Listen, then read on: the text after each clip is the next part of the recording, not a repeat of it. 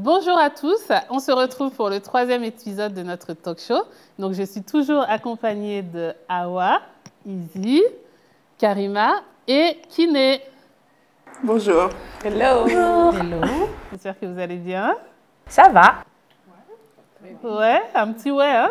Oui, ça va, ça va. Vous êtes prêtes pour le débat du jour?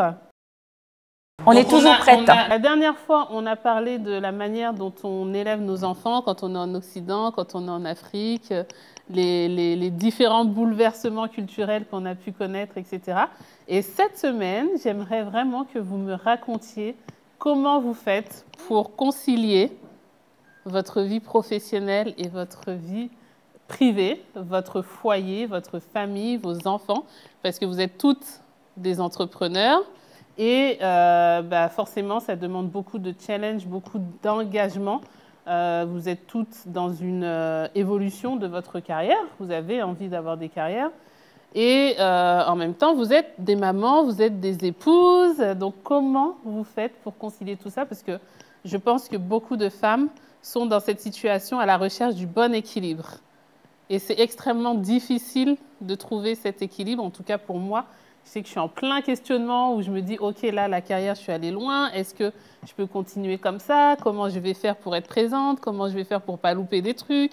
Et je pense que c'est une question qui nous traverse toutes en tant que femmes. Et même quand on n'a pas encore d'enfants, ça nous traverse quand même. Donc, dites-moi tout.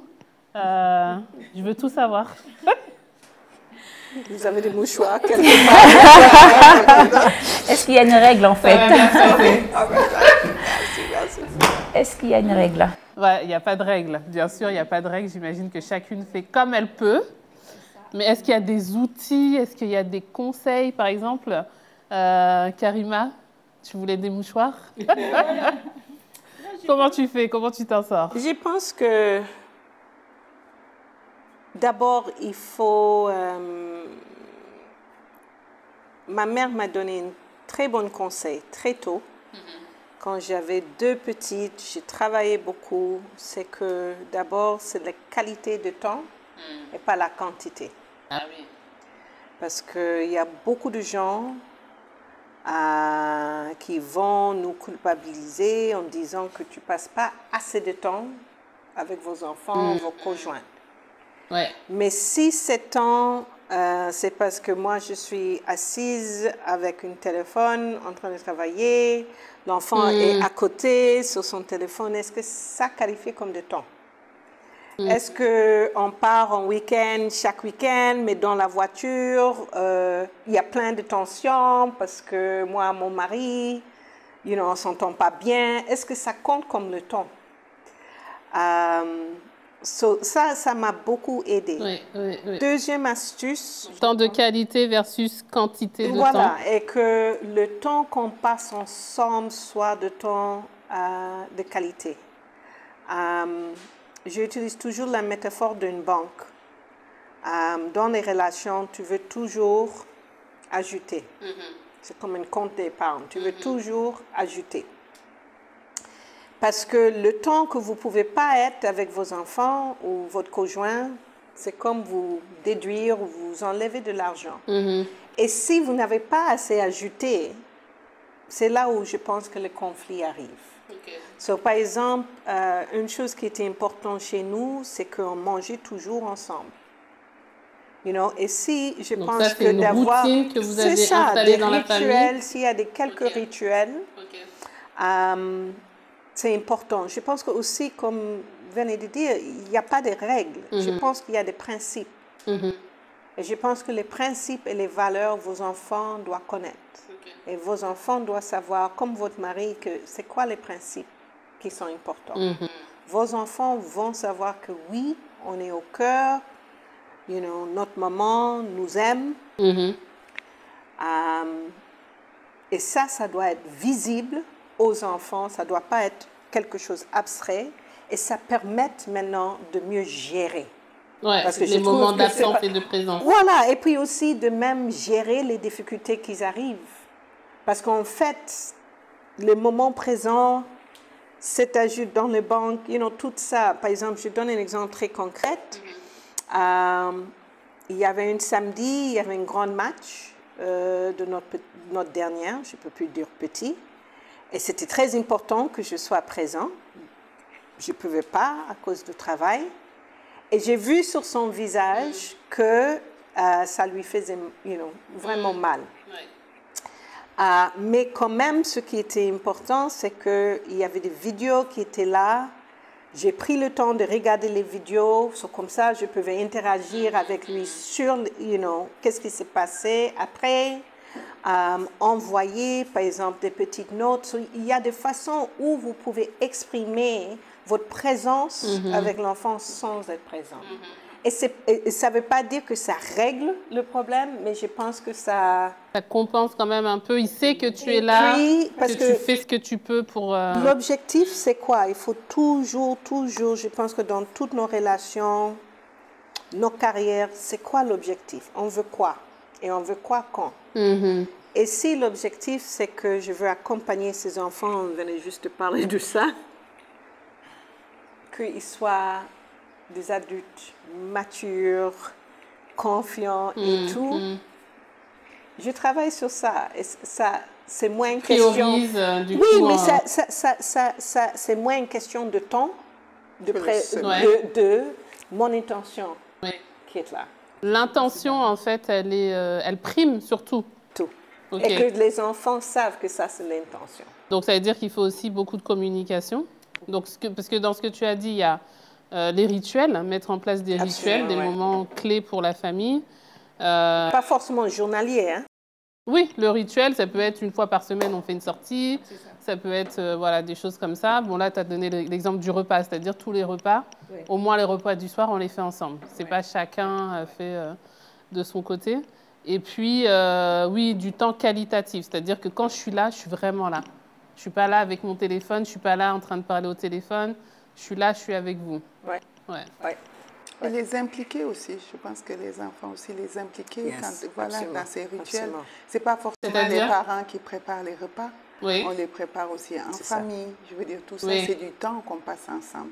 C'est des bons moyens, oui, parce que quitte à passer 1 heure, 2 heures dans la cuisine, autant que ça se fasse en famille, que chacun ait son rôle.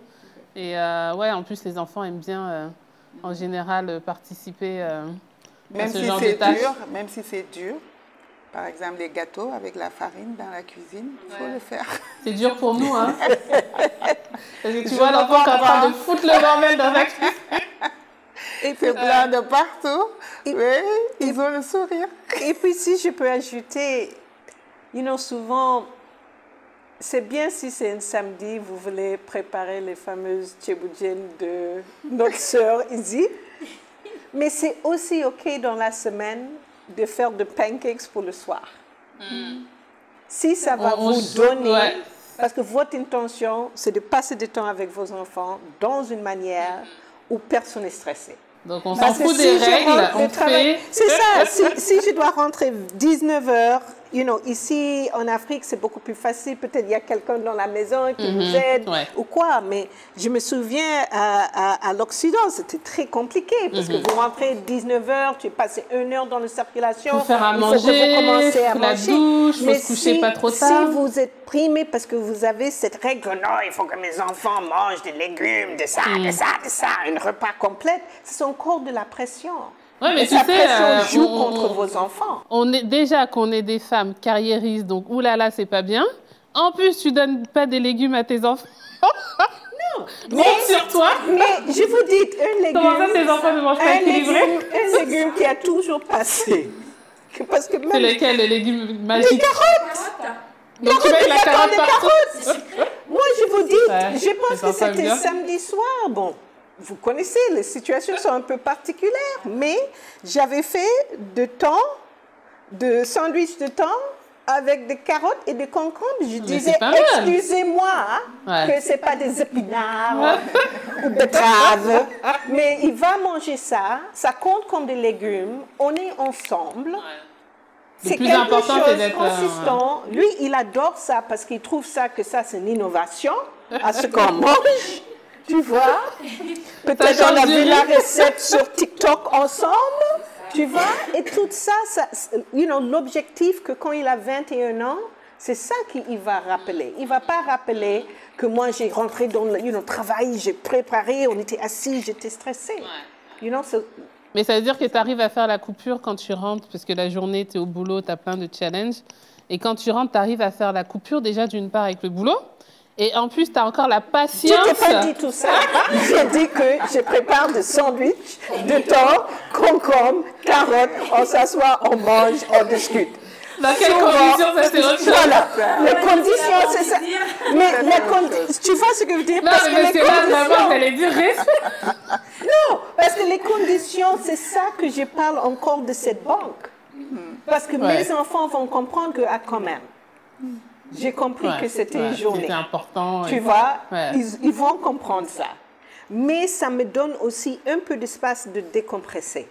Parce que la pression de rentrer et de préparer, un truc gourmet, là, et puis aussi, je vais regarder mon mari qui rentre tranquillement de travail, qui lave ses mains, qui se douche, qui prend ses prières, qui s'assoit calmement aux tables, attend à manger. Attends, le dîner, repas calme, là, ça ne va pas passer. Parce que moi, dans mon corps, je vais être, mais qui il est? Il est qui et quoi? C'est pas pour qui? C'est pas pour qui? Tu vois? Il n'aime pas ça. Mais c'est parce que mes attentes sur moi étaient tellement élevées. Tu vois? Alors que... Attends. Comme je disais, on respire, on se déstresse. Oui. Et on arrête de se mettre la pression. Arrête. C'est important ce que tu viens de dire. Okay. Parce que je pense que les attentes, est-ce que ce n'est pas nous-mêmes qui nous les fixons? On se met la barre haute, hein? Oui, mais parce que, est-ce que c'est pas, justement, c'est les attentes que la société a de nous aussi. C'est-à-dire que quand tu es une femme, tu es censée tout gérer, être sur tous les fronts.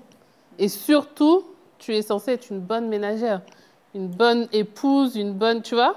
Donc, même si tu as une carrière de malade derrière, ta maison, elle doit être nickel, peu importe, tu travailles 40 heures, 50 heures par semaine à la maison, ça doit être nickel.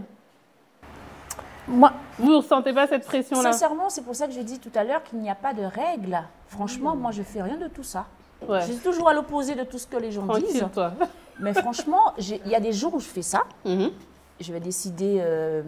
Bon, après, dans mon cas, c'est différent. Hein, donc, je parle de la vie, toujours au Sénégal. Hein, je ne vais pas revenir à la vie en France, hein, comme elle disait Karima tout à l'heure. C'est compliqué. C'est encore autre chose. Parce que bon, après, pour le côté repas, je parle du côté repas. Bon, je suis restauratrice, donc forcément... Parce que la restauration, en plus, ça demande beaucoup de temps. Beaucoup, mais pas par rapport au repas. Donc, tout fait un resto, je ramène à la maison, on mange à table, il n'y a pas de souci à ce niveau-là. Donc, tu optimises, en fait, ce que tu fais pour le resto et pour la famille. Mais c'est pas pour ça, quand même, que ce sera un moment de qualité, puisque j'ai une ado, j'ai un petit de 4 ans, j'ai un mari qui a souvent des rendez-vous aux heures de repas, aux heures de dîner. Je ne suis pas forcément là parce qu'au resto, il y a des clients. Donc, sincèrement, chez moi, il n'y a pas de règles. On s'est dit, bon, le dimanche, allez, on va manger en famille. La plupart du temps, on se retrouve en tête à tête, puisque le petit, à l'heure de manger, il n'a jamais faim. L'ado, elle a pris son petit déjeuner à 14h, à 13h, donc... elle se mettre à table. Il n'y a pas de règle. Après, maintenant, ce n'est pas dans ces moments-là forcément qu'on trouve nos petits moments de qualité, hein, comme on dit, nos petits moments de qualité. Ça, sincèrement, ça peut être aussi passer un peu de temps dans le jardin, même de regarder un film ensemble et discuter. Hein. Bien sûr. Donc, du coup, il y a vraiment, moi, il n'y a pas de règle. Hein. Mais pourtant, les moments qu'on passe ensemble, on essaie vraiment que ce soit des moments de qualité. Mais ça peut être dehors, dedans, dans la chambre. Par exemple, je sais que souvent, quand je rentre tard, le vendredi soir, par exemple, ça peut être même en mettant le petit au lit. Hein. La grande, elle se retrouve avec nous. On peut rester là 2 heures, 3 heures à parler jusqu'à 1h du matin, rigoler comme ça.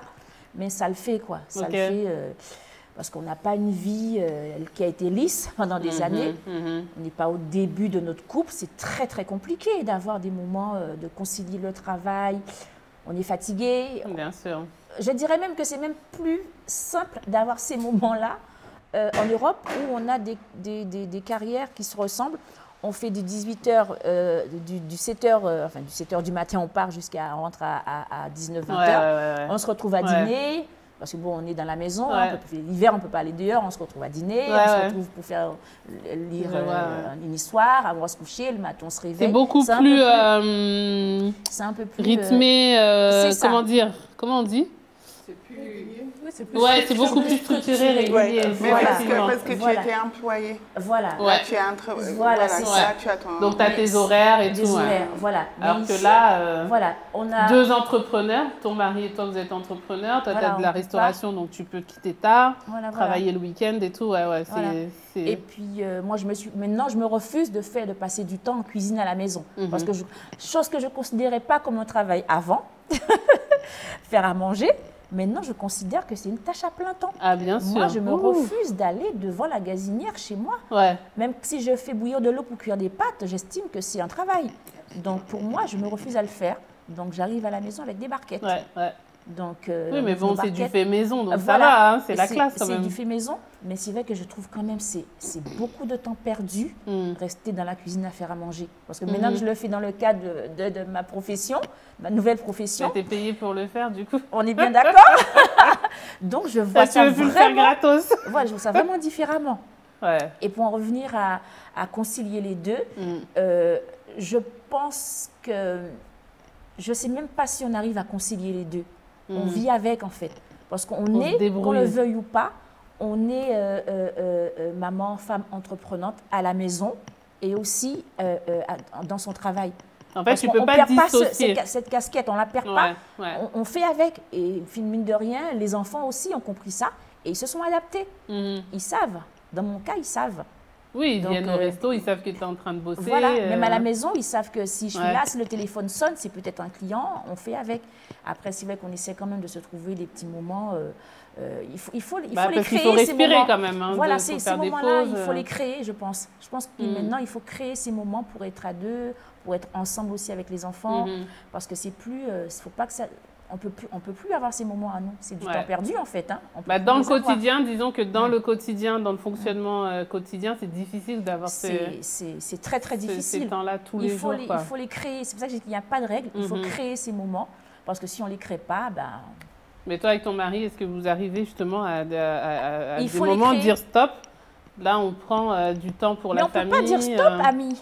On ne peut pas dire stop parce que moi, le téléphone peut sonner à tout moment. Le téléphone, je le mets sur silencieux parce qu'à tout moment, ça peut sonner. À tout moment, en plus, là, je suis en train de créer la deuxième activité. Ça sonne tout le temps, tout le temps. C'est 24 heures sur 24. Hein. Donc, les gens n'ont pas de... Je suis obligée, je ne peux pas prendre un autre numéro. Je n'ai pas les moyens de prendre une secrétaire particulière. Pas encore. Pas encore. Parce qu'effectivement, déléguer, ça, c'est une clé. Hein. Voilà. Et donc, du coup, la famille, maintenant, vit avec. Et puis, voilà, on a... Moi, je pense qu'il n'y a pas de règle, c'est pas tout lisse. La vie de femme, de maman, tout est inclus dedans. Nous, on trouve notre équilibre comme ça, parce qu'on ne peut pas faire autrement, malheureusement. Et je pense que c'est peut-être une chance ou pas, je ne sais pas, mais pour le moment, ça ne fait pas trop défaut. Vous êtes épanouis, les enfants sont épanouis, en fait. C'est ça la question, c'est que est-ce que les membres de la famille s'y retrouvent? Je pense qu'au Sénégal, vous arrivez à trouver un équilibre avec tout ça? Je pense que c'est plus facile ici d'être épanoui comme ça au Sénégal. Je pense qu'en Europe, on n'aurait pas pu. Ça n'aurait pas été possible, ça n'aurait pas été gérable de toute façon. Mais là, je pense que c'est plus... Il y en a cette liberté aussi d'avoir des personnes aussi qui nous soutiennent, hein, en fait, d'avoir une personne qui nous aide pour le ménage, etc. Voilà, toutes les tâches un peu... qui prennent du temps. Hein. On a peut-être cette facilité aussi d'avoir ça derrière. Ça change un peu les choses. Oui, c'est sûr, quand tu n'as pas on arrive à concilier le ménage à faire déjà, c'est beaucoup, hein, c'est beaucoup de temps gagné. Voilà, tout à fait. Et puis, avoir cette possibilité de faire toutes ces choses-là, on peut les faire ensemble. On a quand même des activités qui nous permettent de faire des choses ensemble. Donc, c'est déjà quand même ça de gagner. Ce pas des activités qui nous font voyager tout le temps, être dans l'avion, être à l'extérieur. C'est des activités quand même...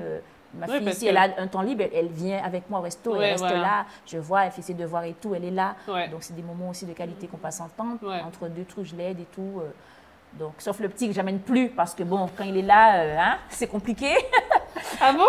Ah bah oui, il tape dans les frites des clients. C'est clair, l'enfant il m'a bien taxé là. Voilà, t'as pas encore eu cette chance qui arrive, surtout que lui, il te connaît, je pense qu'il viendra, il va te prendre ton repas. Donc, il est petit. Oui, voilà, donc c'est...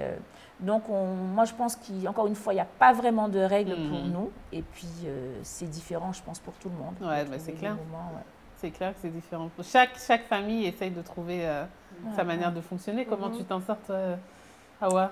Toi qui travailles beaucoup aussi. Et qui voyage en plus. Et qui voyage aussi régulièrement, Déjà, pour moi, l'équilibre vie personnelle, vie privée, il est à voir sur le temps. C'est-à-dire que... Sur du long terme? Oui. Ok. C'est-à-dire qu'il y a un temps pour tout. On ne peut pas faire tout, mais il y a un temps pour chaque chose. On ne peut pas tout faire en même temps, mais en vérité, on peut tout faire si on veut. C'est juste qu'il faut savoir à quel moment le faire. Ça, c'est un conseil qu'on m'avait donné quand je venais d'avoir mes enfants et que j'ai toujours gardé. Elle me dit, mais Hawa, tu pourras tout faire dans ta vie. C'est juste qu'il y a un temps. Donc là, c'était un temps où mes enfants étaient petits. Donc, c'est un moment où je me disais, voilà, je vais arrêter de travailler. Et je l'ai fait pendant 1 an, je crois. Tu as arrêté de bosser pendant 1 an? Pendant 1 an, j'ai arrêté de bosser parce que j'arrivais plus du tout. C'était simple, en fait, on était 2 parents, 2 enfants de moins de 5 ans. Tu te lèves le matin hyper tôt, tu cours pour les habiller. Enfin, c'est l'armée pour eux. Tu les amènes à la garderie, à la crèche. Tous les 2, chacun, on prend notre métro. On s'appelle le soir, qui est le premier à descendre, il prend la voiture. C'était millimétré. Un rythme de malade. Un rythme de malade. On va chercher le premier qui arrive prend la voiture, va chercher les enfants. Vous arrivez à quelle heure à la maison en plus avec ça? On arrivait à 19h. On arrivait des fois à 18h30, 19h. Donc très souvent, c'était le papa qui arrivait, qui prenait les gamins. Moi, je rentrais en bus, je m'arrêtais au supermarché. Parce que voilà, en fait, tu es tellement dans le jus que tu planifies pas. Donc, c'était toujours des pâtes, du fromage, un truc. Je faisais vite fait à manger pendant que lui lave les enfants. Ensuite, on les presse pour qu'ils mangent. Parce qu'il est déjà 20h. C'est ça. Tu es là, tu leur dis dépêchez-vous. Ils vont jouer. Voilà. Non, mais on leur met une pression de malade. Tu les fais manger comme des oies, là, dépêche-toi. On raconte l'histoire. Et après, est-ce que tu t'endormais pas pendant l'histoire? Moi, je m'endormais. Non, moi, je racontais pas les histoires parce que j'aime pas ça. J'assume à 100%. Là, avec le bain, les histoires, c'est pas mon truc. Donc, comme ça c'est réglé. J'avais pas le temps. Moi, j'étais dans un mode. Ça, c'est le truc optionnel, en fait. Ah oui, je te donne à manger, donc déjà. Non, mais c'est le papa qui faisait les histoires. C'est-à-dire que, justement, moi, j'étais en mode, je repasse les habits pour le lendemain. Moi dans aussi, la logistique. Voilà, moi, j'étais logistique 100%. En fait, c'est comme ça que je me voyais. Et à un moment, je me suis dit, mais quand je parle à mes enfants, c'est juste pour leur donner des ordres, pour leur dire dépêche-toi. Dépêche-toi le matin. Ou alors attends, parce qu'ils viennent me demander quelque chose et je suis en train de faire, je leur dis attends. Et donc après, je me suis dit non, là je vais arrêter. Et donc j'ai arrêté de travailler. Et, ils avaient quel âge les enfants? Ils avaient moins de 5 ans. Okay. Donc genre 2 et 4 ou 3 et 5, quelque chose comme ça. Et, mais j'ai pas aimé. Parce que c'est pas non plus moi d'être à la maison. Ça te ressemblait pas. Hein. Donc, tout au début, c'était bien, je les amenais et tout. Et en fait, je me suis rendu compte qu'effectivement, c'était pas le temps, mais c'était vraiment la qualité. Donc là, j'avais du temps, mais j'étais pas forcément moins... De toute façon, je racontais pas d'histoire. Toujours pas. Je racontais toujours pas d'histoire. Disons que j'avais plus de temps pour faire la logistique. Voilà, j'avais plus de temps pour faire la maison. Moins être pressée, moins être pressée par le temps. Donc je planifiais les repas, mais voilà, je me suis retrouvée à aller faire les courses le matin. Je rencontrais que des retraités, ceux qui avaient le temps d'aller faire les courses le matin, aller acheter les vêtements. Enfin, donc ça m'a pas convenu non plus. Donc après, j'ai repris le travail.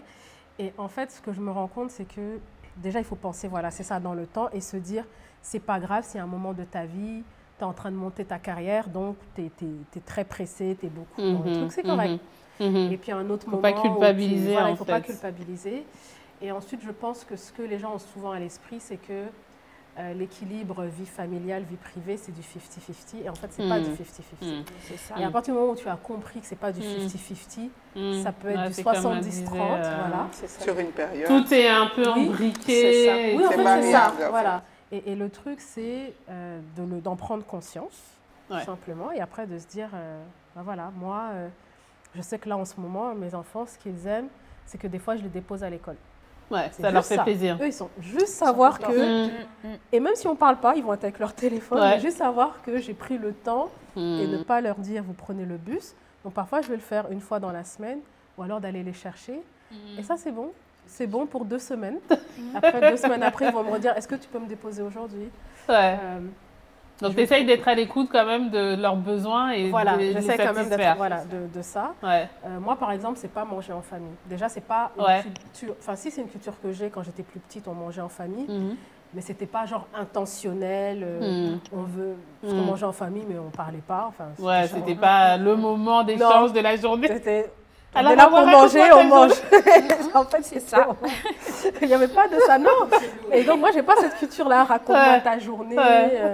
Voilà. Mais je me rappelle d'un moment où ma mère, et je pense que c'est le seul moment qui est très vif dans ma tête, où intentionnellement, elle nous a dit, aujourd'hui, je sors avec les filles. C'était un samedi. Elle nous a pris, on a été manger au restaurant et ensuite on a été faire du shopping. Et jusqu'à présent, je m'en rappelle. Ouais. Et donc, ce sont ces genres de, ce genre de moments-là. Encore voilà, une fois, vraiment c'est qualité. Et par contre, moi, je me rappelle d'une maman qui travaillait, qui finissait très tard, qui courait tout le temps pour faire... Mais nous, on était des enfants avec des âges très différents. Et moi, j'étais l'aînée, donc c'était moi qui allait faire les courses, qui la secondait. Voilà, je la secondais beaucoup, avec ma soeur aussi. Donc, je n'ai pas déjà cette culture-là. Okay. Ensuite, voilà, pendant un moment, je me sentais vraiment coupable quand tu vois les familles YouTube, Instagram, où la maison elle ressemble à Ikea, la maison est propre, il n'y a rien qui est c'est du fake. Et puis moi, mes enfants sont nés au Canada, donc au Canada, il n'y a pas de cantine, c'est des boîtes à lunch.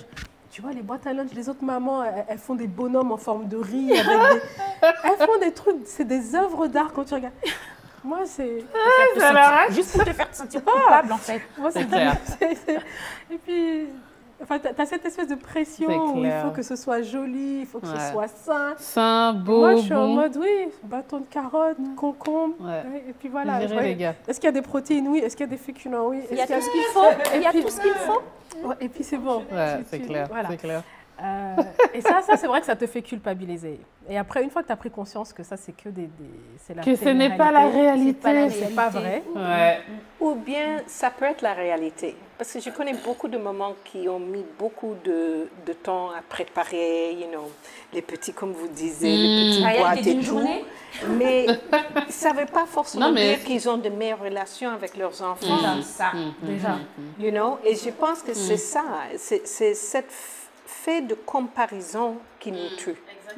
Et souvent, ce qui nous tue aussi, c'est la comparaison dans notre propre tête avec peut-être nos mères, tu vois, aussi, nos sœurs ou quoi. Et ça, c'est la concurrence qui nous fait. Ah, il faut que je fais comme ça, je fais comme ça, je fais comme ça.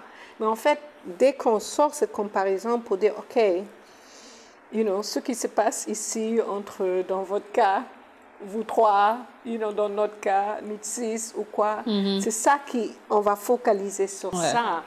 Ça vous libère de regarder ça. Et en fait, vous regardez cette femme, vous dites, mais bravo, tu peux faire pour mon enfant aussi. Exactement. Tu peux pas faire de C'est pas ça, mais c'est comme ça que tu aussi, tu comprends. Voilà les besoins. Moi, quand je vois ça sur les réseaux, je mets un petit commentaire, toi, je te veux chez moi, viens dans ma cuisine. Tous les jours, elle cuisine super bien rangée et tout, mais je sais que ce n'est pas vrai, parce que qui nettoie cette maison? Après, oui, c'est aussi de la mise en scène sur les réseaux sociaux, il y a beaucoup de mise en scène. Donc, du coup, mais même quand c'est vrai, effectivement, et puis dans quelles conditions, quelles sont les exigences, est-ce que c'est qualitatif? C'est peut-être son moment de qualité à elle fait ça peut-être tous les lundis, comme ça, elle se dit tous les lundis, je vais leur faire ça, ou bien je fais pour la semaine. Moi aussi, et elle se dégage de ça pour faire après autre chose. Et peut-être qu'elle aime. Moi, j'aime pas. Moi, j'assume, tu vois. Moi, j'aime pas. Bien sûr. Voilà, peut-être que ça la détend, ça lui plaît. Il y a des gens chacun a ses hobbies, chacun a ses aspirations. Et c'est de ça dont tu dois être... Il faut être en paix avec soi-même, en fait, aussi. Mais il y a une chose qui... Tu as parlé de libération, je trouve, il y a une chose qui libère beaucoup aussi, Kiné, c'est quand on dit les choses aussi sincèrement. C'est-à-dire qu'entre filles, on n'est pas en train de se mentir et à essayer de jouer les mères parfaites et de dire... C'est ce que j'allais dire. Voilà, moi, en fait, mes légumes, c'est bâtons de carottes tous les jours. Et là, ça te libère parce que tu dis, ah, OK, je ne suis pas la seule, en fait, à être complètement déglinguée. On est un peu toutes chacune. Et ça, c'est important. Mais c'est important parce que c'est pas... voilà, quand on regarde les réseaux sociaux ou quand tu discutes avec certaines personnes, c'est tellement lisse, c'est tellement parfait. Et quand tu discutes avec des femmes qui te disent la vérité, leur vérité, là, tu te dis, OK, en fait, tu culpabilises moins, tu vois, parce que tu n'es pas la seule. Parce que quand tu crois que tu es la seule, tu te dis, je suis pas bien, je suis pas... Et puis, ça te libère d'une relation qui peut être très toxique avec vos proches. Parce que beaucoup de parents sont... maintenant, c'est mon chapeau d'éducateur, mais beaucoup de parents sont en train de créer des relations toxiques avec leurs enfants. De bas âge. Mon enfant ne mange pas. Il n'aime pas. Je vais mettre ça. Mais attends, libère-le. Donne-lui des trucs qu'il aime. Libère-toi sur la pression que cet enfant veut vivre. Cet enfant veut actuellement être en bonne santé. OK? So, allez dans ce sens. Mais dès que vous imposez que le repas doit regarder comme ça, l'enfant doit manger comme ça, déjà, ça revient avec des attentes que peut-être ne sont pas réalistes. Et vous imposez ça sur vos enfants et ça devient une question de pouvoir. Et ça entame toute pas seulement une pression sur toi, mais une relation toxique. En fait, cette idée de parfaite, ça crée tellement de relations toxiques parce qu'on a des attentes sur nos épouses, nos hommes, beaucoup d'attentes sur eux, mais souvent, qui ils sont, est-ce qu'ils sont capables? Et est-ce qu'on ne s'est pas marié ou on ne s'est pas tombé amoureuse avec ces attentes au lieu de voir qui était devant nous?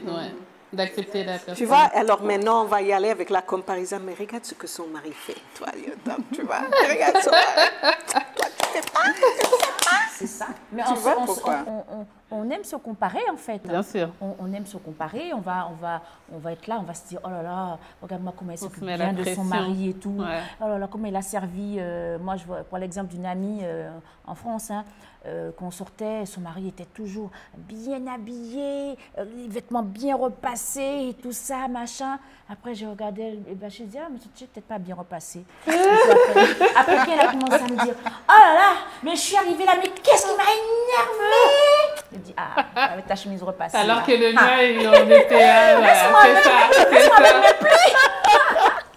Non, mais bon, après, c'est une anecdote. Mais je dis, non, mais c'est révélateur.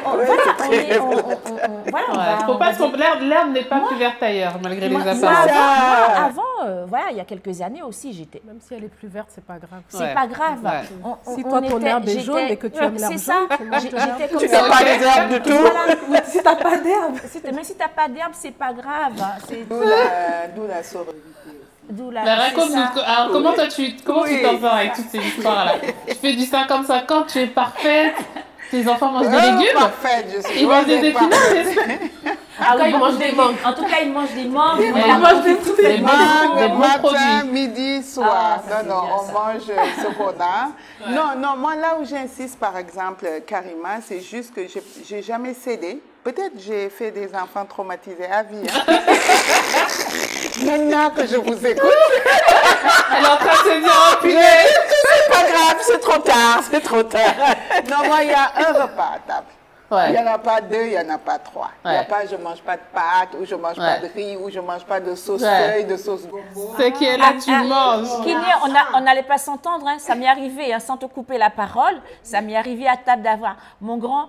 Il aime les pâtes blanches. Donc, c'est pâtes blanches. Je lui ai dit, maman, je ne voulais pas manger ça. Tu peux me faire une omelette? Omelette, voilà. À table, il y a genre 3 trucs. Là, c'est pour ça. Tout était là. Une omelette, un peu de sauce. Et puis, mon mari qui va me dire, ah ben non, moi, je ne me sens pas aujourd'hui de manger de la viande. Oh, tu peux me faire un truc? Voilà, ça va être non. Non, mais c'est pas ça. C'est que, non, mais c'est moi aussi. C'est moi qui me suis mis cette pression. Mais je fais ça, hein, pour nous. Ouais. Ah, moi, je fais comme ma mère. Si tu ne manges pas, c'est que tu n'as pas faim. Et voilà, il faut laisser.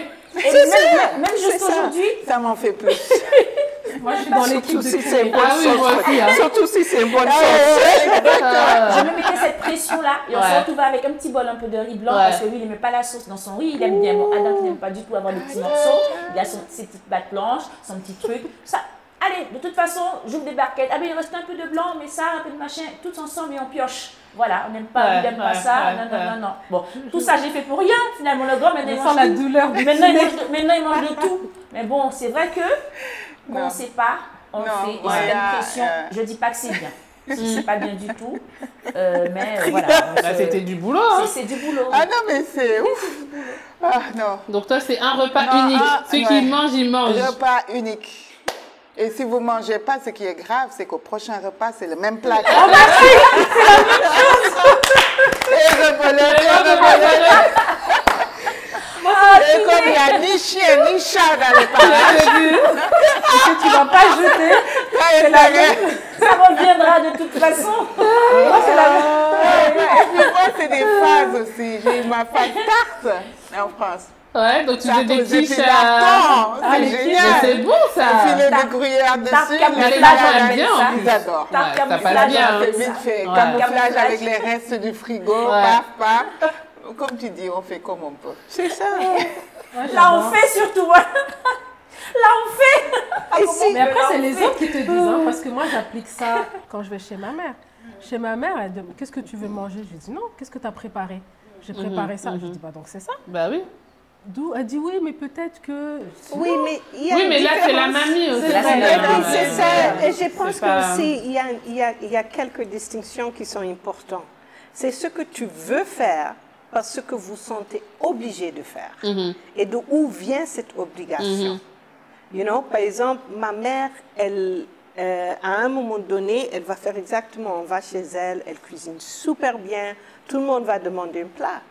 Mais il y a toujours un moment dans les vacances où elle va dire, hey, on commande.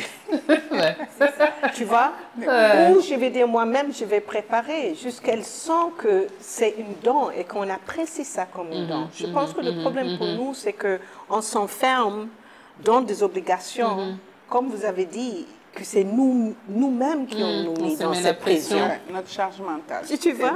Ouais, mais la charge, c'est nous, c'est pas que nous. Je pense vraiment que c'est ce qu'on attend, justement, la charge mentale.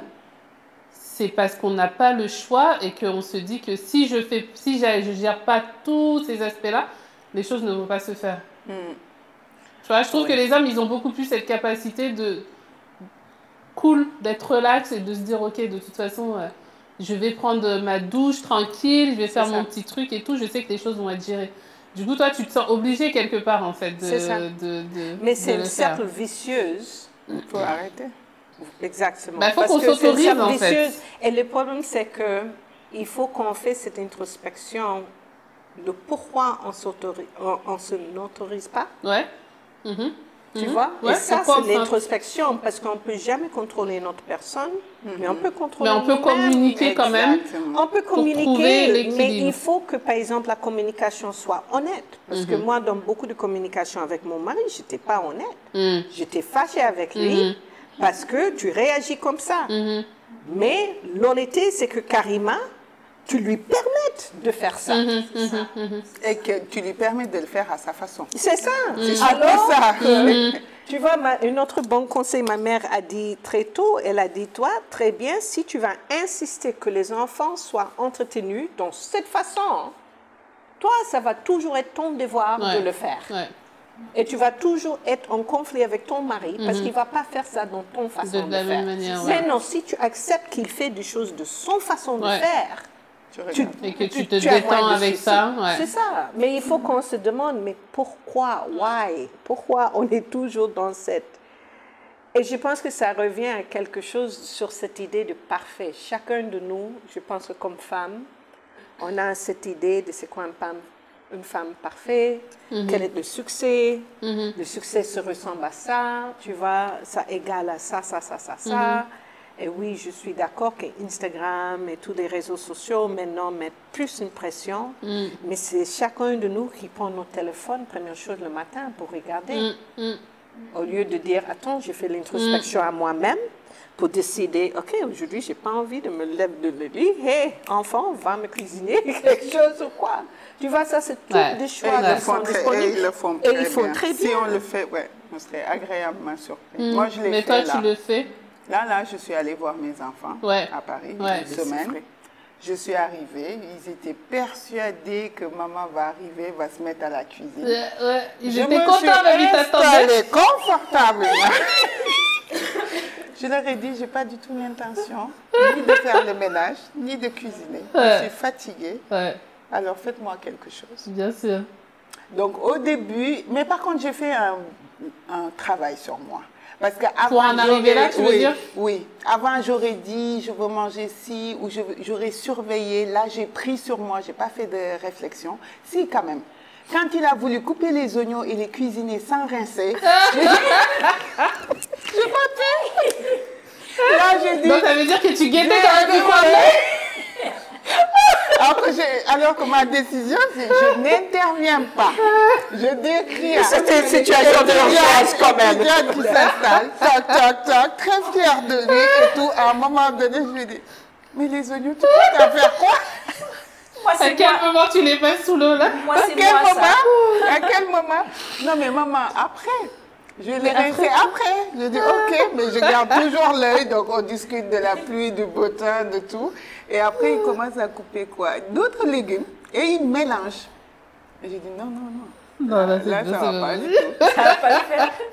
Non, mais il m'a agréablement surpris. J'ai mangé une soupe, elle était excellente. Très bon. Donc il faut les laisser gérer. Je les ai laissés gérer. Léna après m'a fait une purée et non, ils ont fait. Non, je pense qu'on serait agréablement surpris si on arrêtait de vouloir tout contrôler en fait. En réalité, ce n'est que le fruit de notre travail, je pense. Parce que moi, je sais que mon grand, en fait, j'étais très carré, parce qu'il fallait, comme toi, que tout soit réglé, on entre à telle heure et tout, le repas, machin, non. Et j'étais là tout le temps, le week-end, oh là là, le samedi, c'était chez moi, le grand nettoyage. Le samedi, il fallait faire le ménage. Samedi, c'était hors de question qu'on aille faire les courses si la maison n'était pas nettoyée. Donc, tout le monde nettoyait sa chambre. Le papa aussi avait sa tâche, qui faisait vraiment mal, mais il passait toujours derrière, mais bon, il faisait quand même. Mais ça aussi, on va y revenir, je pense, tout à l'heure, parce qu'on parle de femmes entrepreneuses et tout. Non, avec les hommes aussi, ils font tout mal. Ils font du on ne voulait pas les attaquer tout de suite. Non, mais il faut toujours. Ils font à manger. Moi, je ne les laisse pas faire à manger parce qu'il va mettre la sauce partout. Donc, du coup, quand je pense... le problème, c'est que là, tu l'aides à avoir ces excuses de je ne sais pas faire, donc je te laisse faire. Il sait faire, mais ils savent très bien faire. Mais ils font exprès de mettre des tâches, comme ça, la prochaine fois, on ne leur demandera plus de faire. Mais ça, c'est un autre sujet. Il ne faut pas céder. Et ce que tu fais, c'est que tu lui dis de laver les tâches. Mais oui. Mal. Ils font pas... Ouais, mais c'est là où il faut se détendre, en fait. Complètement. La tâche, elle est là, c'est pas grave. Il y a toujours tu vas pas repasser encore... Ah oui, il y a toujours un truc qui cloche. Et après, quand je viens dire, la prochaine fois, tu es toujours en train de parler de ma barbe. Mais la prochaine fois, je ne ferai plus. Et il faut que je lui donne le livre, là. J'arrête de râler. Ah oui. Parce que je ne l'ai pas à moi. Non, tu ne l'as pas. Tu l'as pas appliqué. Et puis, il faut savoir ce que tu veux. C'est ça. Parce que souvent, tu veux une cuisine propre ou tu veux la paix. Faut choisir ses batailles. Si on pouvait avoir les deux. Et souvent, on veut les deux. Avoir les deux, ça te met une pression de malade. C'est ça, exactement. Les deux vont nous mettre une pression de malade. Si je veux une cuisine propre, et c'est mes garçons qui font les vaisselles et tout ça, moi je vais passer après pour vérifier, je vais les fatiguer et tout. Mais si je veux la paix, et le soir là, je veux rentrer regarder mon Netflix, je ne vais pas regarder. Non, mais tu peux pas. En fait, il y a vraiment l'acceptation. C'est vrai que moi, à un moment donné, je l'ai accepté. J'ai dit, mais chez moi, il y a de la vie. Au lieu de dire c'est le bordel, il y a de la vie. C'est ça. Et c'est OK. Tu vois Moi, et on arrête de se prendre la tête avec ça, quoi. C'est l'interprétation que vous donnez. Mais ça, je pense aussi, c'est... Karima, pardon, tu parlais aussi de se libérer. Et je pense qu'il faut aussi se libérer, mais avec les enfants et leur en parler. Ce matin, ma fille me disait oui, parce que là, comme j'ai déménagé, je vais changer le petit décor. Elle me dit, mais pourquoi tu le changes quand même, machin, là c'est bien et tout. Je dis oui, mais je dois restructurer. J'ai une façon maintenant de vivre et il faut que je suis obligée de prendre certaines décisions pour que ma vie soit plus facile et avec vous aussi. Et je me dis que ça, c'est quelque chose que j'aurais peut-être pas fait avant. Bon, après, c'est peut-être aussi parce qu'elle grandit. Mais je me dis que ben voilà. En fait, la conversation s'est terminée comme ça. Elle me dit, ah oui, bon, c'est vrai. Tu expliques, tu communiques, voilà, en fait, c'est ça, voilà, expliquer, communiquer. Oui. Et puis, voilà, je me dis que plus tard, justement, quand tu dis quand ils auront la vingtaine, elle va se rappeler de ça. Elle ne va pas se dire, ah ben oui, nous, on n'a pas fait ce qu'on voulait, ou maman travaillait tout le temps, ou elle était tout le temps ceci. Elle va peut-être comme moi, parce que moi, j'ai vu ma mère aussi beaucoup travailler, elle va se rappeler des moments où, bah, voilà, où c'était du fun. Et là, c'est ce que j'essaie de faire, mais pas de façon structurée, intentionnelle, où je me dis, tous les samedis, on va aller à la plage. Parce que j'ai fait ça. Moi, je suis Madame Excel, donc j'ai même fait des fichiers Excel avec des agendas où je disais... j'avais écrit Family Time, temps familial dans mon agenda. Ah ouais, c'était carré, hein? C'était carré, mais je ne le faisais jamais. Parce que j'étais toujours... Il y a d'autres choses qui prenaient le pas dessus. Qui prenaient le pas. Et en fait, là, je me rends compte que quand c'est juste spontané, que ça vient, ils me disent « Maman, est-ce que tu peux m'amener à l'école ?» Parfois, là, de temps en temps, elle va commencer à 9h. Je dis « Ok, on va aller prendre un petit déjeuner. Il y a un restaurant à côté de son école. Je l'amène. On prend un petit déjeuner ensemble. On discute. Ou on ne discute pas si elle ne veut pas discuter. Et puis voilà, ça a été le moment. Et c'est plus... Genre, moi, j'ai plus cette pression parce que je me sentais coupable aussi. Je me sentais bien quand j'écrivais dans mon agenda Family Time. Je me suis dit « Ah, je suis en train de faire le truc. » Mais à chaque fois que je ne pouvais pas le faire, je me sentais mal. Ah oui. Les objectifs, je n'arrivais pas à les atteindre, je me sentais encore plus mal. Puis maintenant, je me suis libérée de ça, je l'ai effacé. Et c'est de façon, voilà. Là, par exemple, je les ai amenés en vacances et je me suis dit, voilà, chaque année, je vais faire ça. Chaque année, je vais prendre 2 semaines. Et quoi qu'il arrive, je vais me débrouiller financièrement ou quoi que ce soit, avoir le temps pour les amener. Et je me dis, ça va rester. Des fois, c'est, OK, j'éteins la télé, je mets YouTube, je mets l'enceinte. On met de la musique et on danse. Et ça, c'est genre... Ouais, c'est des petits moments comme ça. Ça coûte rien du tout. Et les enfants sont il y a des tellement pyjamas. contents. Ils me disent, dis-moi telle musique. Et chaque enfant, en fait, chaque enfant a des goûts différents. Et même la petite dernière, elle me dit, maman, mets-moi celle-là. Et puis je mets, puis je vois qu'elle est... Ah, elles sont à fond, elle danse. Ça aussi, c'est bien. Et puis, ça vous permet aussi de connaître qui vos enfants sont en train de devenir. Parce que je pense qu'aussi, quand tout est contrôlé et tout, on ne voit pas l'évolution de ces êtres qui sont à côté de nous. Ni nos maris, ni nos enfants. Parce que tout est contrôlé, tout a son temps et tout. Mais s'il y a vraiment des principes qui disent, hey, les principes sont quoi? C'est que, mes valeurs, c'est, mes enfants, c'est que, OK, je prends toute la possibilité de, passer du temps. Et juste les laisser exprimer, comprendre ce qu'ils veulent dire, rigoler avec eux, parce que ce sont des êtres à côté de nous et c'est pas justement... Moi, à un moment donné, je me souviens, et comme Kiné, et comme toi aussi, mes 2 sont grands, tu vois, 24 ans, bientôt 25 et 22 ans. Et maintenant, je peux discuter. Et ma fille m'a tellement libérée parce que j'avais tellement de culpabilité de ce que je n'ai pas fait pour elle, ce que je devrais faire. Et en fait, tout ce qu'elle reconnaît, c'est ces valeurs qu'on partageait. Tu vois, les valeurs de passer du temps, les valeurs de féminisme, les valeurs de, de vraiment rigoler, de ça. Et ça m'a libérée parce que j'ai dit, la transmission sur des choses importantes se passait. En fait, elle m'a vue comme un entrepreneur, mais elle a compris que dans cette vie, il faut contribuer au monde. Elle n'a pas compris ça comme maman n'a pas reproché de... Parce que c'est ça, en fait, c'est la question que j'avais en tête pour vous, c'est est-ce que vos enfants vous ont déjà dit que tu travailles trop? Vous ont déjà reproché, voilà. Et comment vous faites pour... mon mari. Comment t'as géré? Oui, tes enfants ou ton mari? Oui, nous, on a une famille... Moi, je pense que du moment où on est en phase avec ce qu'on fait, qu'on l'a bien intégré et qu'on l'a bien expliqué aux enfants, même s'ils se plaignent, même s'ils te disent « Maman, tu travailles trop », ils l'acceptent. Parce qu'ils comprennent. Les enfants ont juste besoin de comprendre. Moi, j'ai un mari qui est ingénieur du son. Donc, il voyage partout dans le monde. Donc, nous, on ne pouvait pas faire de tableau Excel. Il n'y avait pas de règles. Parce que je peux rester 1 mois seule, monoparentale, à gérer les enfants, comme on peut rester 2 mois ensemble. Et par contre, ce qu'on a super bien réussi, c'est que quand il est là, il est vraiment là. Il prend le relais. Encore une fois, de la qualité. Donc, moi, je peux souffler, passer du temps avec mes copines, passer du temps pour moi. Et quand il n'est pas là, on passe en mode il n'est pas là. Ouais. Ouais. Et là, par contre, je passe en mode robot. Ouais. Parce qu'avec 3 que là, enfants, ouais, toute seule, tu n'as pas le temps. Et donc, du coup, j'ai instauré aussi des astuces qui marchent super bien, qui les a beaucoup marquées. Ouais. Je m'en parle encore. Ouais. Quand j'étais vraiment épuisée, Ouais. je n'avais pas envie de faire de vaisselle, ni de faire la cuisine, on commandait et on faisait pyjama party dans ma chambre. Les enfants Devant la adorent télé. ça. Et ils adorent. À 23 ans, Léna m'en parle encore. Je pense que c'est les meilleurs moments. Et moi, c'est un moment pour moi de souffler. Je sais que je n'avais pas de vaisselle. Excusez-moi pour zéro déchet, l'environnement et tout.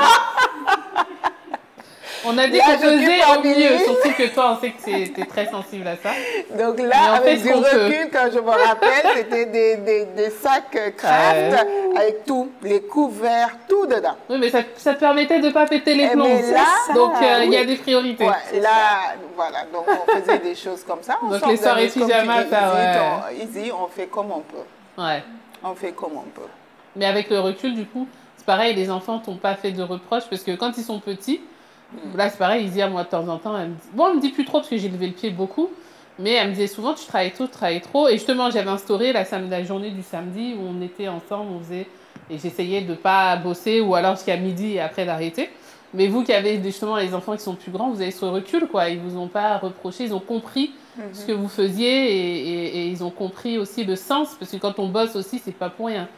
C'est pas parce qu'on a envie de bosser, c'est parce que derrière, il y a du sens, on le fait pour nos familles. Je pense que c'est ça qui est important. Parce qu'une fois, je me souviens, mon mari, qui quand même, il est très compréhensif, il est très sensible aussi, il m'a fait une reproche que je travaillais trop. Et ça m'a tellement gênée parce que je sais qu'il n'est pas quelqu'un qui va dire quelque chose légèrement. Et il m'avait dit, les enfants ont besoin de toi. Et ça m'a fait aussi un peu regarder la situation pour voir exactement ce qu'il disait, tu vois. Mais ça m'a fait mal, ça m'a vraiment fait mal parce que j'ai pris le commentaire comme je faisais quelque chose mal. Et dans ma perception, mon interprétation du monde, Karima ne peut pas faire de choses mal. Tout doit être parfait. Right? Mais plusieurs années plus tard, on s'est parlé de ça et je l'avais expliqué comment j'ai pris les remarques. Right? Parce que c'est toujours bien de garder des choses pendant des années et des années. Et de ressortir les sortir ça. C'est très mature ça. Je vous conseille ça. Tous mes soeurs là-bas, faites ça. C'est très bien. Tu gardes les deux. Je taquine un peu. Mais quand je l'avais sorti, non, c'était pas ça. Non, c'est une blague. Non, je blague. Ah bon? Parce que moi, j'ai mes dossiers. Moi, je le garde bien. J'ai plein de dossiers. Mais ça, c'est notre émission. Sors les dossiers. En 2018, tu m'appelles. Non, mais en fait, je l'avais expliqué parce que je l'avais dit que moi, en fait, j'ai aussi élevé mes enfants en comprenant les enjeux politiques, économiques. Je suis une femme noire. Tu vois le métissage de culture que je vis. Mais quand même, je suis, quelque sorte, une immigrée ici au Sénégal. Je suis une maman. Quand je vois les niveaux de financement, les niveaux de tri que les hommes...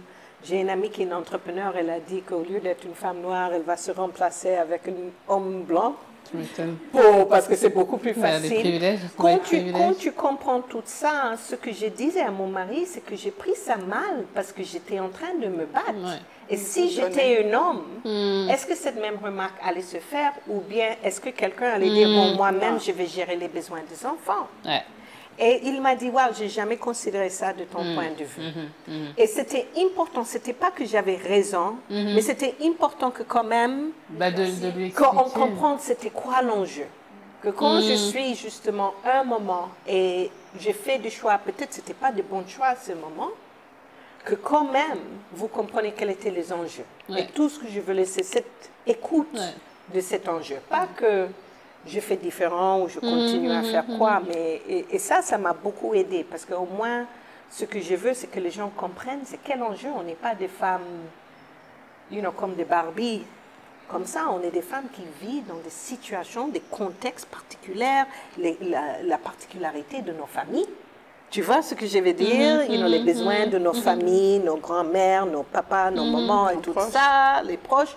Et il faut que quand même tout ça rentre dans les enjeux et que nos enfants, nos conjoints nous voient comme des humaines et pas comme... Ouais. Je pense que aussi, quand il y a ces réflexions de dire, de nous culpabiliser, tu passes pas assez de temps avec nous, ou tu passes pas... Parce qu'en plus, moi, j'ai eu la réflexion récemment, dans le cadre professionnel, de tu n'es pas assez avec tes enfants. Je l'ai pris très, très, très mal. Ça m'a vraiment atteint très, très profondément. Bien sûr. Parce que, déjà, je suis seule avec eux. Donc, si on me dit que je passe pas assez de temps avec mes enfants, c'est-à-dire qu'ils sont tout seuls, ils sont désœuvrés. Et puis, parce que c'est comme si on me disait, bah, tu passes pas de temps, mais genre, c'est quelque chose de volontaire. Genre, je m'amuse. Ouais. C'est pas? Donc, ça m'a vraiment atteint. Puis après, j'ai réfléchi. Et même de la part de mes enfants qui me disent aussi, tu travailles trop, tu es tout le temps, voilà. Moi, maintenant, ce que je sais, c'est que les gens sont égoïstes par nature. Donc, les hommes sont égoïstes, déjà. Donc, l'homme aussi qui te dit, tu travailles trop, c'est parce que déjà, eux, ils sont égoïstes. Donc, forcément, si tu ne prends pas ça en compte, tu vas le prendre pour toi, tu vas te dire, oui, mais c'est vrai, je travaille. Je dis, non. Eux, déjà, ils te veulent pour toi que tu travailles ou que tu ne travailles pas. Et les enfants aussi, quelque part. Les enfants aussi, ils ont cette capacité à toucher des points sensibles. Tout à fait. Et ils sont très égoïstes aussi, les enfants. Et ils te voudraient... Voilà, pour toi toute seule. Et j'ai fait la même chose. Donc on leur explique. Et moi, je faisais la même chose avec ma mère. Faut leur expliquer. Et j'ai une chaîne qui jusqu'à présent, moi, me heurte. Où j'ai dit à ma mère, tu travaillais trop et qu'elle a pleuré. Toi, ça l'a vraiment atteinte, elle aussi. Ça l'a vraiment atteinte et c'est que maintenant que je me rends compte que, ah mince, à quel point ça... C'est dur, hein, ah oui, c'est dur. Être maman, et vous en avez reparlé? Tu en as reparlé avec ta maman? On n'en a pas reparlé. Ce serait bien. On n'en a pas reparlé. Mais exactement la même posture. Maman, monoparentale, qui travaille comme une lionne. Qui se bat pour sa famille. Et de quelque chose, ça c'est les modèles qui vivent dans nos têtes. Femmes entrepreneuses, on travaille beaucoup, on gère les enfants et tout. Voilà, il faut aussi gérer les maris. Ils ont aussi leurs démons, les maris, il faut aussi les gérer pendant qu'on travaille et tout ça. Les démons. On a tous nos démons. Bien sûr. On va juste donner nos conseils en fait. On va revenir, on va essayer de synthétiser un petit peu. Donc, c'était quoi ton mot de la fin justement? Enfin, tu as fini sur quoi? Soigner. Il faut se soigner. Communiquer par la parole. La parole fait beaucoup. Ok. Donc, effectivement, c'était très riche, très intéressant. Beaucoup de challenges quand on entreprend. Quand on bosse, en fait. Parce que tout le monde n'est pas entrepreneur. Il y a des gens qui sont salariés qui ont les mêmes challenges que ceux qu'on vient d'évoquer. Même des fois. Ouais. Oui, parce que toi, on était tous, moi aussi j'étais salariée avant et c'est vrai que le schéma de 7h il faut se lever, 8h il faut partir, 18h il faut rentrer, 18h30 il faut avoir mangé, 19h il faut avoir pris le bain, etc. On connaît tout ça. Mais c'est vrai que ce qui je trouve est intéressant là-dedans, c'est en tant que femme, ok, je suis soumise à une certaine pression sociale. Il y a des attentes vis-à-vis de moi, surtout quand on vit dans une société patriarcale. Mais moi, comment je fais, en fait, pour gérer tout ça et m'enlever du poids, m'enlever de cette pression et puis faire le deuil avec la maman parfaite, l'épouse parfaite, la ménagère parfaite et trouver mon propre équilibre avec ma famille, avec mon mari, avec mes enfants, dans une communication qui nous appartient, dans un modèle de vie qui nous appartient, de ne pas essayer de se comparer avec les voisines, les sœurs qui font mieux, machin et tout, parce qu'en plus, comme par hasard, quand on se compare, c'est toujours les autres qui font mieux. On a du mal aussi à valoriser ce qu'on fait de bien, parce qu'on a parlé beaucoup de ce qui est un peu compliqué, mais il y a plein de choses qu'on a su transmettre, qu'on sait faire correctement. Donc, j'aimerais bien, sur le mot de la fin, qu'on essaye de synthétiser un peu tout ça et surtout toujours être orienté vers des conseils, des tips pour peut-être les plus jeunes ou même les moins jeunes qui se sentent un peu submergés par tous ces challenges. Moi, une chose que j'ai toujours cru dans l'idée d'une solidarité, d'avoir toujours des très bons amis autour de nous. Et je pense que souvent, dans les mariages, souvent on met ça en jeu. Surtout si on a des sœurs qui ne sont pas forcément mariées ou des amis qui ne sont pas forcément dans les mêmes situations, que souvent c'est quelque chose que peut-être on ne donne pas assez de temps. Mais je trouve que c'est hyper important que tu as une communauté de femmes autour de toi. C'est vrai qu'elle parlait de sororité tout à l'heure. Tu vois, les dernières 5 ans, tout récemment, il y avait une épreuve que j'ai traversée, mais je t'ai dit que la sororité de femmes ça existe. Et il faut que quand même dans cette ambition d'être parfait, cette idée de comparer à une à l'autre, souvent c'est ça qui nous met un peu de pression et nous éloigne de le pouvoir d'être avec des autres femmes. Parce qu'on a peur de voir la vie de notre femme, voir qu'elle vit ça différemment. Souvent, dans notre tête, il y a de petits jugements qui vont passer. Tu vois, et c'est pas forcément d'une méchanceté, mais c'est juste parce que ça nous fait peur. Que cette femme vit différemment que nous. Et peut-être ces vérités vont nous provoquer quelque chose d'autre. Mais si on peut arriver à dépasser ça, il y a tellement de portes ouvertes qui peuvent nous soutenir, dans tout. Tu vois? Parce qu'il y a ces femmes qui vont te montrer, hey, je fais ça différemment. Je me souviens, j'ai parlé avec une fois même, Ami, tu m'avais dit ça la même semaine, où tu disais, moi je cuisine pas, hein, je commande. Et moi j'étais, wouh, commande sur la petite côte. Et tout de suite, je pense qu'on a une autre sœur, Mimi, qui est une traiteur. Il y avait déjà toi aussi, Izzy. Et tout ça, ça m'a dit, wow, c'est des solutions. Voilà des solutions, mais pas seulement des solutions, mais des façons où, mon idée d'être maman, mon idée d'être femme, tout ça peut être changé. Et puis, ça offre aussi la possibilité de soutenir une autre femme dans sa vision des choses. So, je pense que ça, c'est aussi quelque chose qui est une énorme richesse. Dans la vie de l'extérieur, souvent, on bouge tellement. Je me souviens à l'Occident qu'on oublie que ça vaut la peine de passer 2 heures, 3 heures de temps avec une amie, même si on ne veut pas sortir, passer du temps, rigoler, faire des bêtises, dépenser un peu de l'argent et rentrer chez toi. Et ça, c'est une richesse qui va vous aider à gérer toute la chaos de, exact. Très beau message. Soyons solidaires, discutons sans tabou, parce que... Et soyez n'ayez pas peur de notre femme. C'est vrai. Si elle est mariée, n'ayez pas peur, c'est ça, évitez le jugement, être curieux. Parce qu'il y a toujours des solutions là-bas.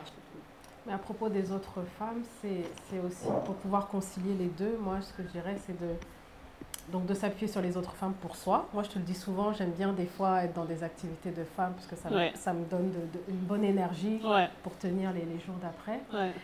Mais aussi s'appuyer sur les femmes et pas que, qui sont autour de nous pour nos enfants. Des fois, j'y pense pas, mais il n'y a pas que le quotidien déjà. Il n'y a pas que les faire manger, les faire dormir. Il y a leurs petits bobos mentaux, c'est-à-dire leurs inquiétudes, leur stress. Tout à fait. Et moi, de plus en plus, des fois, je vais parler à l'une de vous, ou des fois, je vais dire, mais parle avec Tata Khadi, avec ma sœur. Voilà, je sais que j'ai une sœur qui est là, qui est passée par les mêmes problèmes ou quoi, et donc, prends le téléphone, parle avec elle. Donc ça aussi, moi, ça va me libérer. Des fois, c'est ma mère qui va me dire, mais amène-moi les enfants, je vais discuter avec eux, je vais leur parler.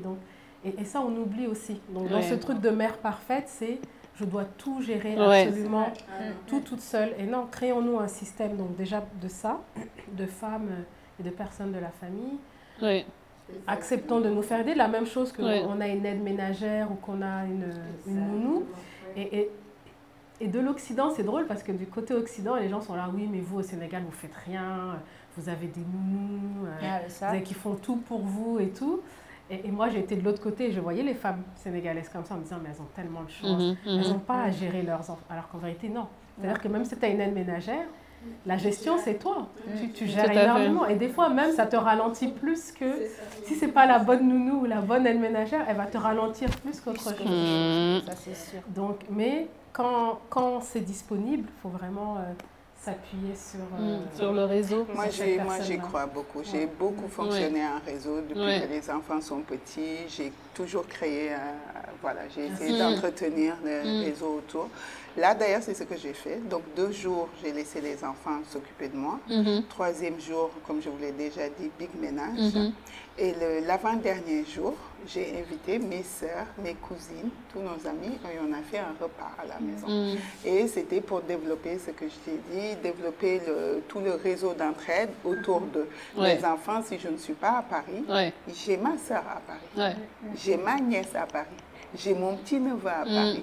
Et donc, ils n'ont peut-être pas ce réflexe de développer ce réseau, mais le fait de faire un repas, et c'est la solidarité, c'est ma nièce qui a préparé le repas, ma sœur qui a fait les fatayas. On s'est tous retrouvés dans notre appartement où vivent mes 2 enfants, et ils étaient super contents. Au début, ils ne comprenaient pas, mais maman, tu es là pour très peu de temps, pourquoi tu veux faire ce repas? Mais moi, dans ma tête, je me suis dit, ils vont toujours se dire, je vais voir ma tante, je vais voir mon cousin, mais ils vont reporter. Ils ne vont pas le faire. Là, je vais amener tout le monde et en leur expliquant, vous êtes reçus, dès que vous le souhaitez, vous êtes reçus par ma sœur. Cette invitation aussi, vous devez la rendre. C'est ça l'échange, c'est ça le réseau. Ce n'est pas que demander, ce n'est pas que prendre, c'est donner et recevoir. C'est un échange. Et ça, j'y crois beaucoup. Tu vois, vive la sororité, moi j'ai envie de dire. C'est important pour nous, pour nos enfants, effectivement, oui. Ouais, je suis vraiment d'accord avec ça. Moi, j'ai beaucoup aussi fonctionné comme ça, en plus dans une grande famille. Va voir tonton, va voir tata, et puis... tout à fait. Ça aide. Finalement, les familles où tu as le plus de pression, où tu as le plus de charge mentale, où la femme, elle explose, elle est toute seule. Famille nucléaire. Voilà, papa, maman, le chien. Et puis... personne d'autre autour, donc tu fais absolument ça, c'est très dur. Tout, tu réfléchis. Ça amène beaucoup de dépression, c'est très dur. Ah, vous le dites comme ça, mais je me rends compte que c'est vrai, c'est une très très bonne chose. Quand on est dans un couple, toujours ensemble avec les enfants, c'est très très compliqué ça, c'est très très compliqué. C'est bien que chacun puisse aller respirer ailleurs, mieux revenir. Exactement. Puis des fois, on n'a pas toutes les réponses en tant que parents, on n'a pas toutes les solutions. Et puis des fois, oui, on a des enjeux. On parlait de la vie privée, de la vie professionnelle. Des fois, c'est un peu compliqué de tout concilier. C'est bien aussi de pouvoir donner le relais à ce moment-là. C'est-à-dire, moi, je ne peux pas être disponible, mais tu n'es pas toute seule. Il y a tonton, il y a tata, il y a ton père, il y a tes sœurs, il y a machin. Donc, c'est important que les enfants soient dans un réseau. Et d'assumer. C'est-à-dire que si tu es mère au foyer et que ton truc, c'est de dessiner des pandas avec du riz pour les boîtes à lunch, sois pas complexée parce qu'une de tes amies est CEO et tu te dis mince, elle est en train d'accomplir des trucs de fou, moi je suis juste femme au foyer. Non, si ton truc c'est d'être à la maison, c'est ton truc et tu le maîtrises. Quand tu décides, en fait, c'est de maîtriser ce que tu fais, de le faire très bien. Et puis, de te dire, voilà, c'est ce que j'avais envie de faire. Et puis, c'est tout. Ça convient à ta famille. Si tu as envie d'être CEO et de passer ton temps dehors et de pas toutes les critiques, parce que souvent, quand on est dans une grande famille, tu vas entendre des critiques parce que toutes les valeurs, les traditions sont différentes et tout. C'est là. Mais si tu t'assumes, tu entends ça différemment. Tu n'entends plus. Voilà, tu dis, ah oui, c'est vrai. Oui, mes enfants sont, c'est vrai, ils sont mal élevés. Je suis le premier à dire. Ah oui, c'est vrai. C'est vrai. Tu vois, tu peux continuer parce que ça, au moins, ça vous donne au moins la paix. C'est vrai. J'adore. C'est exactement ça. Ces enfants ne disent pas bonjour. Tu passeras une mauvaise journée parce que l'enfant t'a pas dit bonjour. Déjà. Un petit mot de la fin, Izzy? Un petit mot de la fin. Même moi, j'en ai appris là. Ouais, bien sûr. C'est très... ça fait du bien de parler. J'en ai appris énormément. Et c'est vrai que moi, je suis entièrement d'accord. Moi, le dialogue, c'est très, très important. Je parle énormément. Avec tes enfants? Je parle tout le temps. De toute façon, je suis motivée. Je parle. Comme dit mon mari, j'aime entendre ma voix.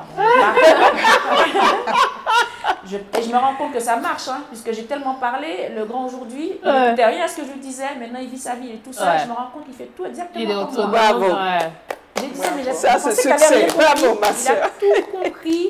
Il fait tout comme je lui ai appris. Et ben, finalement, les enfants, ils entendent très bien ce qu'on leur dit. On passe notre temps à leur dire, rentre à la chambre, fais ci, fais ça. Et bien là, il fait tout. Il rentre à la chambre, il fait à manger, il fait tout. Donc du coup, je pense que ça paye toujours. Hein. Il n'y a pas de règles. Voilà, peu importe la manière dont on le fait, on arrive toujours au même résultat. Okay. Après, si cette façon-là n'est pas critiquable, je pense que tout va bien. Tout va bien. Donc, on arrête de se mettre la pression, on se fait aider, on communique avec authenticité. Qu'est-ce qu'on a dit d'autre? On développe son réseau, ça c'est très important. On se fait aider parce qu'on a tous nos petites névroses, mais on peut avoir un psy qui nous aide, un coach, etc. Et voilà, on essaye de ne pas se mettre la pression avec les représentations, on va dire, de la mère parfaite, de la femme parfaite, de la ménagère parfaite. On va éviter de transmettre. C'est très important. On va essayer de transmettre les choses positives et puis de travailler sur justement les nœuds pour pas que de génération en génération, on se les repasse. Ok, ben merci beaucoup pour votre contribution. C'était très riche comme d'habitude. Et puis, je dis au revoir à tout le monde. À la semaine prochaine. Bye bye. Au revoir. Merci beaucoup.